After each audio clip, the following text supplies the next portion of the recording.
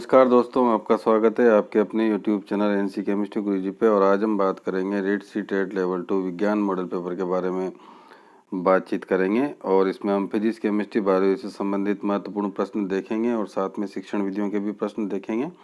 ये सबसे नए प्रश्न आपको यहाँ पर मिलेंगे। इससे पहले के 60 से भी अधिक मॉडल पेपर देखने के लिए चैनल को सब्सक्राइब करें और सब्सक्राइब करके चैनल के होम पेज पर जाकर प्लेलिस्ट में आप उनको वॉच कर सकते हैं, या फिर हमने डिस्क्रिप्शन में भी जो है लिंक दे रखे हैं। इसके अलावा हमने टॉपिक वाइज मॉडल पेपर भी चैनल पर अवेलेबल करा रखे हैं। तो चलिए दोस्तों, स्टार्ट करते हैं आज का मॉडल पेपर। क्वेश्चन नंबर 1 हमारे पास है, निम्नलिखित में से उभयधर्मी ऑक्साइडों का युग्म कौन सा है। ए ऑप्शन है Al2O3 Li2O, बी ऑप्शन है BeO MgO, सी ऑप्शन है Al2O3 ZnO और डी ऑप्शन है BeO CO2। तो दोस्तों अगर हम इसमें बात करें तो इसमें सी ऑप्शन बिल्कुल करेक्ट हो जाएगा। यहाँ पे एल्यूमिनियम के जो ऑक्साइड हैं यहाँ पर Al2O3 और जिंक का जो ऑक्साइड है ZnO, ये जो दोनों इसमें युग्म हैं ये उभयधर्मी ऑक्साइड होते हैं। अगर ऑप्शन डी में बात करें तो CO2 अम्लीय होती है। बी में देखें तो जो MgO है वो MgO क्या होता है, इसमें धातु आ रही है और धातु आने के कारण ये क्षारीय प्रकृति का होता है। तो यहाँ पर सी ऑप्शन बिल्कुल करेक्ट हो जाएगा। यहाँ पे Al2O3 और ZnO जो होते हैं ये क्या होते हैं, उभयधर्मी ऑक्साइड होते हैं। अब नेक्स्ट क्वेश्चन हम देख लेते हैं। नेक्स्ट क्वेश्चन है, किसका उपयोग पॉलीथीन के संश्लेषण में किया जाता है। ए ऑप्शन है प्रोपेन, बी ऑप्शन है एथिलीन, सी ऑप्शन है एथेन और डी ऑप्शन है मेथेन। तो इसके अंदर जो बी ऑप्शन होगा एथिलीन वो बिल्कुल करेक्ट हो जाएगा, जिसका सूत्र होता है C2H4। इसी को हम एथिन भी बोलते हैं। तो ये एथिलीन जो होता है इसका उपयोगी पॉलीथीन के संश्लेषण में किया जाता है। नेक्स्ट क्वेश्चन देखते हैं। नेक्स्ट क्वेश्चन है, निम्नलिखित में से पेट्रोलियम का अवयव नहीं है। पेट्रोलियम का अवयव कौन सा नहीं है ये पूछा है।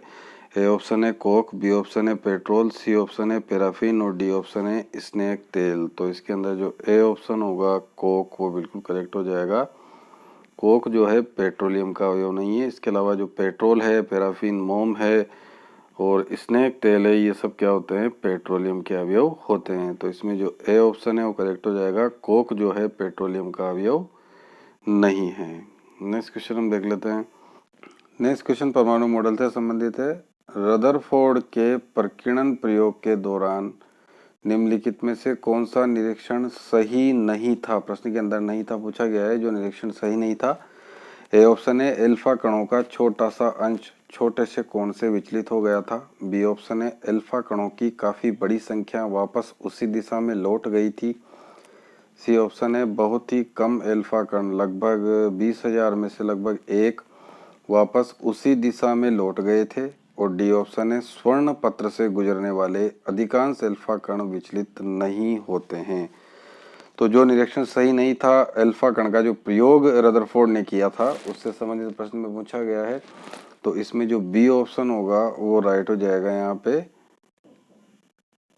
अल्फा कणों की काफी बड़ी संख्या वापस उसी दिशा में लौट गई थी, ये सही नहीं है। निरीक्षण जो है उसके अनुसार ये कथन जो है अल्फा कण प्रयोग प्रकीर्णन प्रयोग रदरफोर्ड के लिए सही नहीं है। इसके अलावा जो बाकी तीनों जो ऑप्शन है वो निरीक्षण के अनुसार सही है। अब हम नेक्स्ट क्वेश्चन देख लेते हैं।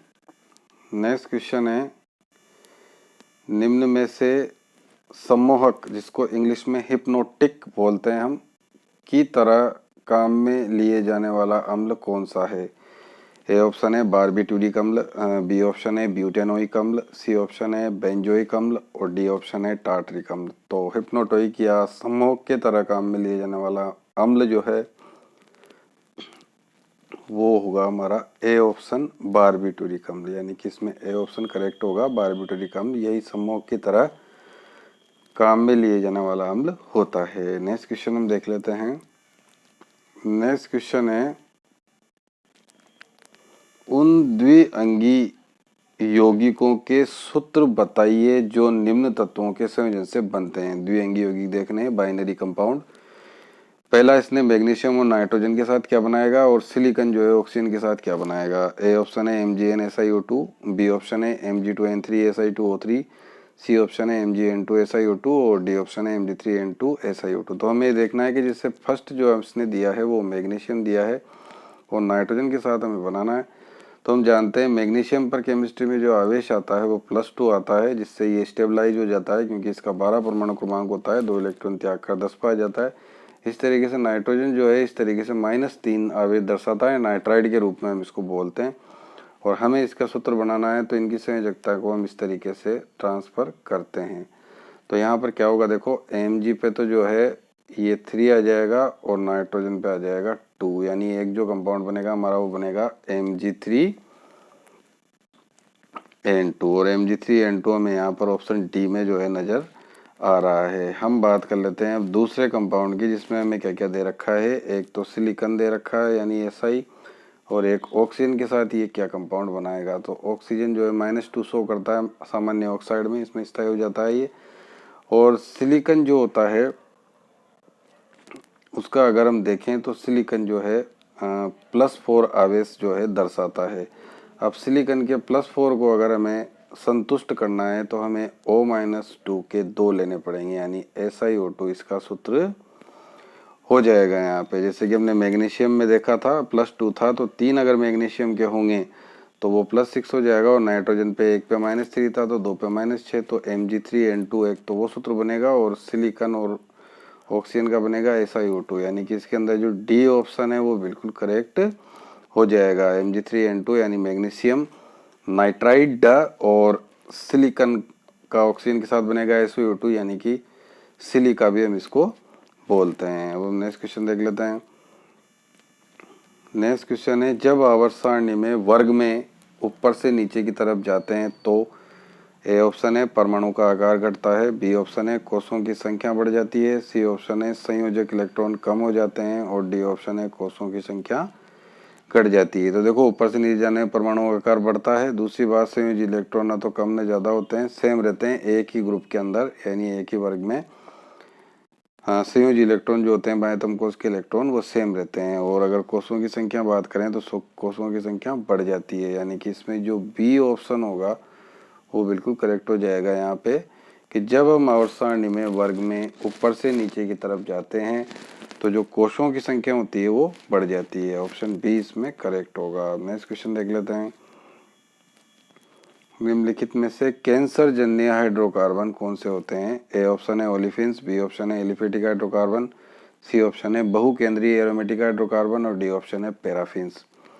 तो इसके अंदर सी ऑप्शन आ जाएगा बहुकेंद्रीय एरोमेटिक हाइड्रोकार्बन, जिनमें 2 या 2 से अधिक बेंजीन वाले पाई जाती है वो बहुकेंद्रीय एरोमेटिक हाइड्रोकार्बन यहाँ पर हो जाते हैं, और वही जो है कैंसर जन्य हाइड्रोकार्बन होते हैं। तो इसमें सी ऑप्शन करेक्ट हो जाएगा बहुकेंद्रीय एरोमेटिक हाइड्रोकार्बन। नेक्स्ट क्वेश्चन देखते हैं। इंडियन साल्ट पीटर का रासायनिक सूत्र कौन सा है। ए ऑप्शन है NaCl, बी ऑप्शन है Na2CO3, सी ऑप्शन है KOH और डी ऑप्शन है KNO3। तो इसमें जो डी ऑप्शन होगा KNO3, जिसको हम पोटेशियम नाइट्रेट बोलते हैं, KNO3, ये KNO3 को हम क्या बोलते हैं, Indian salt Peter. Next question देख लेते हैं। नेक्स्ट क्वेश्चन में हमसे पूछा गया है निम्नलिखित में से कौन सा सुमेलित नहीं है। सुमेलित नहीं है के बारे में पूछा गया है। ए ऑप्शन है ओजोन परत से यानी कि CFC का प्रयोग, बी ऑप्शन है अम्ल वर्षा, जल में कीटनाशकों व उर्वरकों का निमोचन, सी ऑप्शन है जल प्रदूषण बताया गया है इसमें कपड़ों को धोने के लिए संश्लेषित अपमार्जकों का उपयोग, और डी ऑप्शन है प्रकाश रासायनिक धूम कोहरा, किसमें वाहनों व उद्योगों द्वारा उत्पन्न गैसें, वाहनों और उद्योगों द्वारा उत्पन्न गैसें। तो इसमें जो बी ऑप्शन होगा वो बिल्कुल यहाँ पर करेक्ट हो जाएगा, ये सुमेलित नहीं है। अम्ल वर्षा के बारे में इसमें बताया गया है जल में कीटनाशकों और उर्वरकों का निर्मोचन, तो ये चीज़ इसमें सही नहीं है, क्योंकि अम्लीय वर्षा में क्या होता है, जो सल्फर के ऑक्साइड होते हैं SO2 और नाइट्रोजन के जो ऑक्साइड होते हैं वो उनसे रिलेटेड होती है, और उसमें नाइट्रिक एसिड और सल्फ्यूरिक एसिड का रोल होता है। इसके अलावा जो बाकी ऑप्शन है वो बिल्कुल सही है, जैसे ओजोन परत का क्षय उसमें जो है CFC का ज़्यादा प्रयोग हो रहा है, जिसकी वजह से ये हो रहा है। कपड़ों को धोने के लिए संश्लेषित अपमार्जकों का उपयोग, ये भी जल प्रदूषण से संबंधित है। और जो धूम कोरा है प्रकाश रासायनिक, ये भी वाहनों व उद्योगों द्वारा उत्पन्न गैसों से संबंधित होता है। तो इसमें पूछा गया था प्रश्न में, सुमेलित नहीं है, तो इसमें बी ऑप्शन सही हो जाएगा, अम्ल वर्षा। अब नेक्स्ट क्वेश्चन देख लेते हैं। मानव मस्तिष्क का जो भार है, यानी कि लगभग कितने ग्राम का ये होता है मानव का जो मस्तिष्क है। ए ऑप्शन है 1650, बी ऑप्शन है 1050, सी ऑप्शन है 1350, डी ऑप्शन है 1200। तो इसमें देखो ये 1300 से 1400 के बीच लगभग इसका भार आता है अलग अलग तरीके से। तो यहाँ पर अगर हम ऑप्शन देखें तो ऑप्शन के हिसाब से इसमें सी ऑप्शन करेक्ट हो जाएगा। 1350 ग्राम, मतलब मस्तिष्क का जो लगभग में अगर हम बताएं कितने ग्राम का होता है तो वो 1350 ग्राम का होता है। नेक्स्ट क्वेश्चन हम देख लेते हैं। वह यंत्र जिससे तने की वृद्धि दर सही रूप में नापी जाती है वो कौन सा है। ए ऑप्शन है ऑक्सीजनोमीटर, बी ऑप्शन है रेस्पिरोमीटर, सी ऑप्शन है पोटोमीटर और डी ऑप्शन है ऑटोमीटर। तो इसके अंदर ए ऑप्शन बिल्कुल करेक्ट हो जाएगा, ऑक्सीजनोमीटर। यानी तने की जो वृद्धि दर है वो किससे नापी जाएगी, ऑक्सीजनोमीटर से। अब नेक्स्ट क्वेश्चन देख लेते हैं। हार्मोन शब्द का नामकरण किसने किया था। ए ऑप्शन है अरस्तु, बी ऑप्शन है पोर्टर व ब्राउन, सी ऑप्शन है रॉबर्ट एवं फ्लेमिंग और डी ऑप्शन है बेलिस एवं स्टार्लिंग। तो हार्मोन शब्द के नामकरण से संबंधित प्रश्न पूछा गया है, तो इसमें डी ऑप्शन बिल्कुल करेक्ट हो जाएगा। यहाँ पे बेलिस और स्टार्लिंग जो थे, इन्होंने ही हार्मोन शब्द का नामकरण किया था। नेक्स्ट क्वेश्चन देखते हैं। निम्नलिखित में से एक्रोसोम किसका संभाग है, किसका भाग है, ये संभाग है यानी किसका संभाग है। ए ऑप्शन है ब्लास्टोसिस्ट का, बी ऑप्शन है प्रारंभिक डिंबाणु जन कोशिका का, सी ऑप्शन है मानव शुक्राणु के सिर का और डी ऑप्शन है मानव शुक्राणु के मध्य भाग का। तो इसमें जो सी ऑप्शन होगा वो बिल्कुल करेक्ट हो जाएगा। यहाँ पे मानव शुक्राणु के सिर का, यानी कि जो एक्रोसोम है वो किसका संभाग है, मानव शुक्राणु के सिर का, यानी कि इसमें सी ऑप्शन बिल्कुल करेक्ट हो जाएगा। नेक्स्ट क्वेश्चन देख लेते हैं। निम्न में से प्राणी जगत का सबसे बड़ा फाइलम कौन सा है। ए ऑप्शन है पोरीफेरा, बी ऑप्शन है निमेटोडा, सी ऑप्शन है एनेलिडा और डी ऑप्शन है आर्थ्रोपोडा। तो इसके अंदर जो डी ऑप्शन होगा आर्थ्रोपोडा वो बिल्कुल करेक्ट हो जाएगा। ये जो आर्थ्रोपोडा होता है यही प्राणी जगत का सबसे बड़ा फाइलम होता है। नेक्स्ट क्वेश्चन देखते हैं। नेक्स्ट क्वेश्चन है, शरीर का बाहरी और भीतरी रक्षक आवरण बनाते हैं। ए ऑप्शन है एपिथीलियम उतक, बी ऑप्शन है कंकाल उतक, सी ऑप्शन है संयोजी उतक और डी ऑप्शन है संवेदी उतक। ये ऑप्शन हमें इसमें 4 ऑप्शन दे रखे हैं, तो इसके आधार पे जो ए ऑप्शन है एपिथीलियम उतक, ये बिल्कुल करेक्ट इसमें हो जाएगा। यानी कि शरीर का बाहरी और भीतरी रक्षक आवरण कौन बनाते हैं, एपिथीलियम उतक। नेक्स्ट क्वेश्चन हम देख लेते हैं। नेक्स्ट क्वेश्चन है क्रॉसिंग ओवर किस अवस्था में होता है। कोशिका विभाजन से संबंधित प्रश्न है। ए ऑप्शन है डाइकाइनेसिस, बी ऑप्शन है पेकिटीन, सी ऑप्शन है डिप्लोटिन, डी ऑप्शन है कोई नहीं। तो इसके अंदर जो बी ऑप्शन होगा पेकिटीन, पेचिटीन भी इसको बोलते हैं। तो ये क्रॉसिंग ओवर जो होता है ये पेकिटीन अवस्था से संबंधित होता है। तो दोस्तों अगर क्वेश्चन अच्छे लग रहे हों तो वीडियो को लाइक जरूर करें, और अगर चैनल पर नए हो तो चैनल को सब्सक्राइब कर लें, ताकि आपको इन फ्यूचर भी इसी तरह के मॉडल पेपर मिलते रहें। इसके अलावा मॉडल पेपर को वॉच करने के लिए आप डिस्क्रिप्शन में भी अपने इनके लिंक दे रखे हैं, तो डिस्क्रिप्शन में जाकर भी आप बाकी के जो मॉडल पेपर अब तक इसमें हमने पब्लिश किए हैं उनको भी आप वॉच कर सकते हैं। नेक्स्ट क्वेश्चन देख लेते हैं। नेक्स्ट क्वेश्चन है, निम्न में से एक जलीय आहार श्रृंखला है। ए ऑप्शन है घास जलीय कीट मछली मनुष्य, बी ऑप्शन है घास मछली मनुष्य, सी ऑप्शन है घास बकरी शेर और डी ऑप्शन है शैवाल जलीय कीट और मछली। तो जलीय आहार श्रृंखला के बारे में प्रश्न में पूछा गया है, तो इसमें जो डी ऑप्शन होगा वो बिल्कुल करेक्ट यहाँ पे हो जाएगा। शैवाल है, जलीय कीट है और मछली है, यही किसमें आएंगे, हमारी जलीय आहार श्रृंखला के अंतर्गत आएंगे। तो इसमें डी ऑप्शन करेक्ट हो जाएगा, शैवाल जलीय कीट और मछली। नेक्स्ट क्वेश्चन हम देख लेते हैं। मनुष्य के आंसू में कौन सा एंजाइम होता है जिससे जीवाणु मर जाते हैं। ए ऑप्शन है लाइसोजोम, बी ऑप्शन है एमाइलेज, सी ऑप्शन है यूरिएज और डी ऑप्शन है टाइलिन। तो इसके अंदर जो ए ऑप्शन होगा लाइसोजाइम वो बिल्कुल करेक्ट इसमें हो जाएगा। ये जो लाइसोजाइम एंजाइम है यही मनुष्य के आंसुओं में पाया जाता है, जिससे जीवाणु मर जाते हैं। नेक्स्ट क्वेश्चन हम देखते हैं। नेक्स्ट क्वेश्चन है, चुंबक के दो ध्रुवों के बीच की दूरी को क्या कहते हैं? ए ऑप्शन है चुंबकीय आघूर्ण, बी ऑप्शन है चुंबकीय लंबाई, सी ऑप्शन है चुंबकीय क्षेत्र और डी ऑप्शन है चुंबकीय अक्ष। तो इसके अंदर जो बी ऑप्शन है चुंबकीय लंबाई वो बिल्कुल करेक्ट हो जाएगा, यानी चुंबक के दो ध्रुवों के बीच की दूरी को चुंबकीय लंबाई कहा जाता है। नेक्स्ट क्वेश्चन देखते हैं। किसी माध्यम में अपवर्तनांक का मान होता है। अपवर्तनांक का मान से संबंधित प्रश्न पूछा गया है। ए ऑप्शन है sine i into sine r, B option है sine r plus sine i r, C option है साइन आई बटा साइन आर और डी ऑप्शन है साइन आर बटा साइन आई। ये ऑप्शन, चार ऑप्शन हमें दे रखे हैं और ये जो अपवर्तनांक का मान जो पूछ रहा है ये कौन से नियम से संबंधित है? इसको स्नेल का नियम भी कहा जाता है। तो यहाँ पर जो सी ऑप्शन है वो बिल्कुल करेक्ट हो जाएगा। यहाँ पर हम क्या लिखेंगे इसको, साइन आई बटा साइन आर, यही जो है किसी माध्यम में अपवर्तनांक का मान होता है। तो इसमें सी ऑप्शन करेक्ट हो जाएगा, साइन आई बटा साइन आर। नेक्स्ट क्वेश्चन हम देखते हैं। नेक्स्ट क्वेश्चन है, निम्न तापमापियों में से किसे पायरोमीटर कहा जाता है? ए ऑप्शन है गैस तापमापी, बी ऑप्शन है द्रव तापमापी, सी ऑप्शन है ताप विद्युत तापमापी और डी ऑप्शन है विकिरण तापमापी। तो इसके अंदर जो डी ऑप्शन होगा विकिरण तापमापी, ये बिल्कुल करेक्ट हो जाएगा। हाई टेम्परेचर से रिलेटेड होता है ये। तो पायरोमीटर से संबंधित ये प्रश्न था और इसका डी ऑप्शन बिल्कुल करेक्ट होगा, विकिरण तापमापी। नेक्स्ट क्वेश्चन देखते हैं। क्यूरी बिंदु से संबंधित ये प्रश्न है। क्यूरी बिंदु क्या होता है ये हम देख लेते हैं। ए ऑप्शन है तापमान जिस पर चुंबकीय पदार्थ उसके चुंबकीय गुण खो देते हैं, बी ऑप्शन है वोल्टेज जिस पर चुंबकीय पदार्थ उसके चुंबकीय गुण को अर्जित करता है, सी ऑप्शन है तापमान जिस पर चुंबकीय पदार्थ चुंबकीय गुण को अर्जित करता है और डी ऑप्शन है वोल्टेज जिस पर चुंबकीय पदार्थ इसके चुंबकीय गुण खो देता है।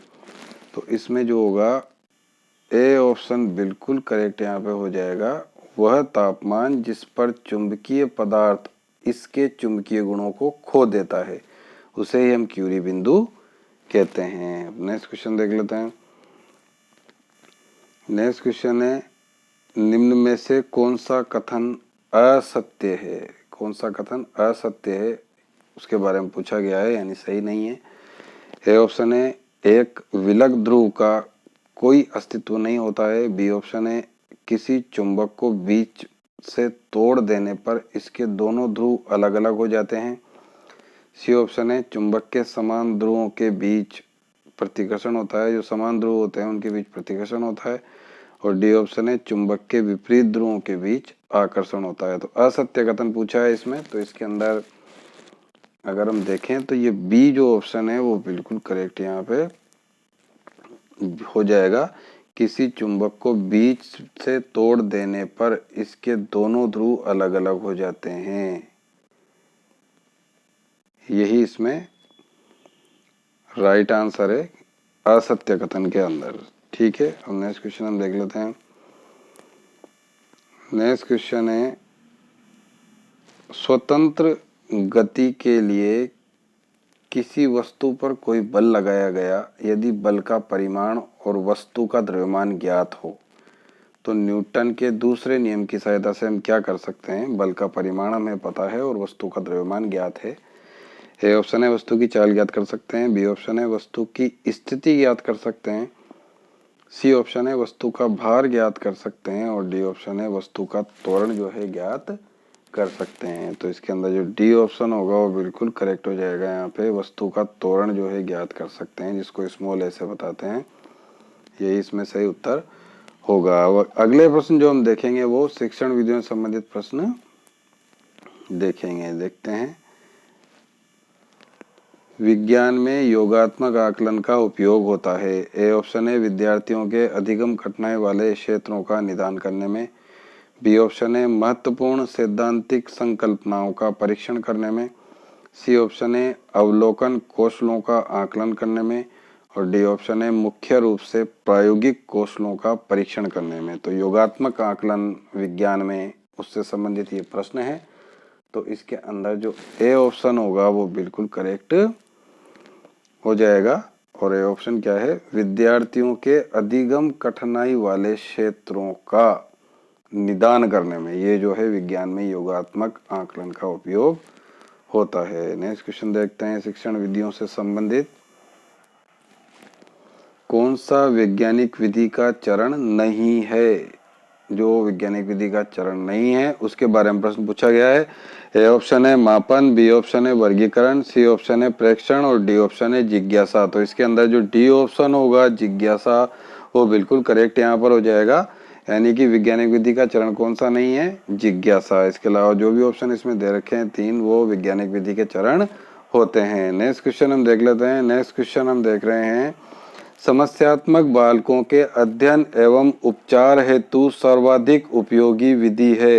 ए ऑप्शन है नैदानिक विधि, बी ऑप्शन है प्रयोगात्मक विधि, सी ऑप्शन है समाज मिति विधि और डी ऑप्शन है विकासात्मक विधि। तो इसके अंदर जो ए ऑप्शन होगा नैदानात्मक विधि वो बिल्कुल करेक्ट यहाँ पे हो जाएगा, यानी समस्यात्मक बालकों के अध्ययन और उपचार के लिए सबसे उपयुक्त विधि अगर इन 4 ऑप्शन में देखें उपयोगी विधि तो वो होगी नैदानात्मक विधि। अब हम नेक्स्ट क्वेश्चन देख लेते हैं। नेक्स्ट क्वेश्चन है, अच्छी वस्तुनिष्ठ परीक्षा में आवश्यक नहीं है, क्या चीज आवश्यक नहीं है पूछा गया है।